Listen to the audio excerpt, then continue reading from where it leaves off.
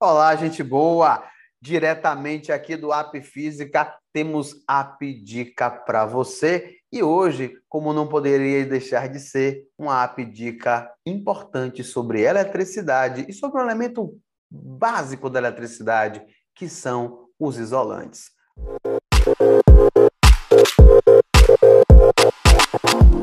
Bom, gente boa, nós conhecemos os condutores eletrônicos. São aqueles em que a eletricidade flui estruturalmente em toda a sua superfície, fazendo com que a eletricidade seja deslocada. Por isso eles conduzem, porque a carga se espalha por inteiro na sua estrutura. Os isolantes têm comportamento oposto.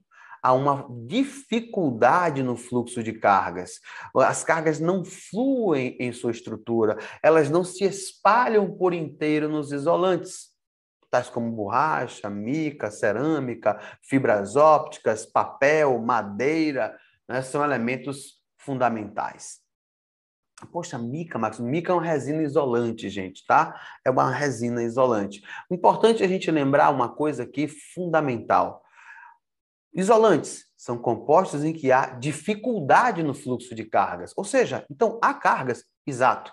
Isolantes se eletrizam, eles só não conduzem a eletricidade porque ela não se espalha em toda a sua estrutura, como acontece nos condutores.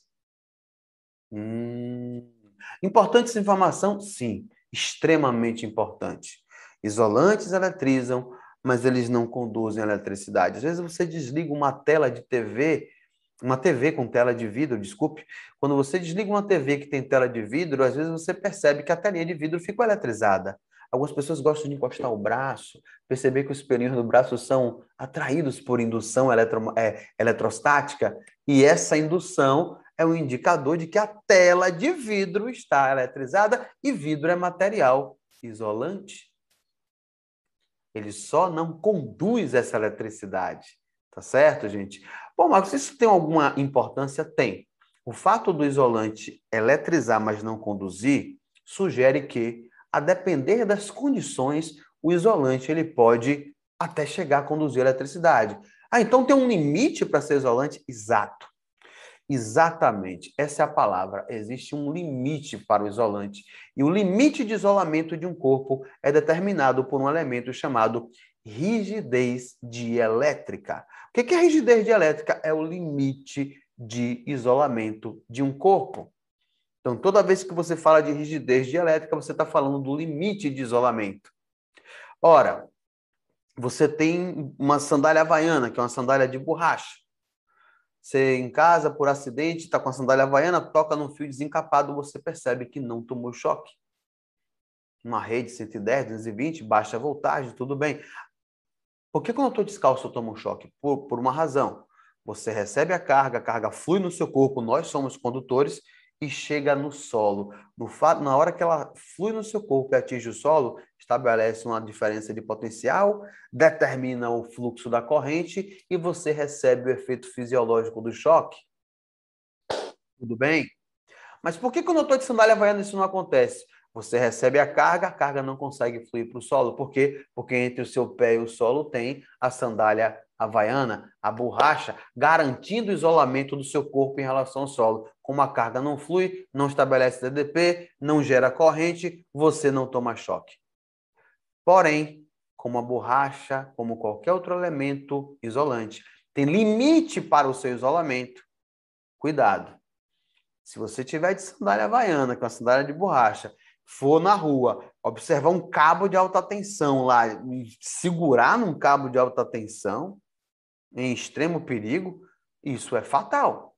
Você segura, a carga vai ser tão grande, a quantidade de elétrons é tão intensa, que ela vai romper o limite de isolamento da borracha, vai chegar no solo, estabelecer um DDP, fluir intensamente a corrente e você, ou se não morrer eletrocutado, vai ter traumas severos em função desse choque.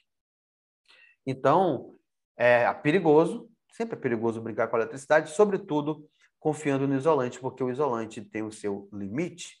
Poxa, Marcos, é só a borracha que tem isso? Não. Materiais como a mica, a cerâmica, as fibras ópticas, quando você reduz intensamente as temperaturas deles, eles variam a pressão, agregando suas partículas, fazendo com que a eletricidade flua. Ou seja, deixam de ser naturalmente isolantes e porque a temperatura baixou muito, passaram a ser condutores, ou seja, reduzir a temperatura da mica, da cerâmica e das fibras ópticas, reduz a sua rigidez dielétrica, fazendo com que eles percam o isolamento e se tornem isolantes. Curiosamente, isso é chamado de condição de semicondutibilidade, porque naturalmente ele é isolante, mas a partir de uma condição, ele passou a ser condutor. Tem mais algum exemplo? Tenho. Vou lhe dar mais 2 exemplos. A água.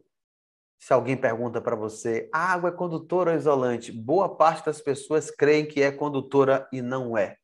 Algumas outras pessoas dizem assim, professor, depende. Se for uma água salgada, ela é condutora, mas se for uma água destilada, ela é isolante. Gente, eu gostaria que você não se utilizasse da ideia de depende, porque o conceito não permite isso. E cá para nós a gente não vai encontrar depende em nenhuma prova. Veja, o que acontece? Quando eu falo a água é condutora ou isolante, quando eu falar água, pense na substância em si. H2O. Isolante condutora, isolante. Pô, água isolante? É. Ah, mas a água que a gente toma banho, que a gente bebe, a água do mar, elas conduzem eletricidade, dão choque. Mas não é a água em si, gente. São os sais. Ah, tá. Pois é, rapaz, são os sais. Os sais presentes na água é que conduzem a eletricidade. Mas não só isso. A água, por si só, ela é isolante. Quando na presença de sais, os sais, que são exímios condutores, são processos iônicos, né, determinados, a presença dos sais reduzem a rigidez dielétrica da água. E a redução dessa rigidez dielétrica faz com que a água em natureza deixe de ser isolante e passe a conduzir a eletricidade. Mas a água por si só é isolante, tá bom? Pra você não esquecer disso aí. Pô, caramba! E eu vou lhe dar mais um exemplozinho aqui, bem legal. Isso é bom, né? Porque já mata essa coisa de depende. Depende de nada. Água do mar, tem sais. Reduziu a rigidez dielétrica, passou a ser condutor. A água destilada não tem sais, é água na sua condição natural, é sempre isolante. Olha aí, não depende de nada. Não tem depende, gente boa, não tem. Não tem depende aí. Então, o que a gente precisa canalizar agora? Ó, às vezes você tem formação de nuvens, né? Uns temporais. As nuvens, elas se ionizam intensamente.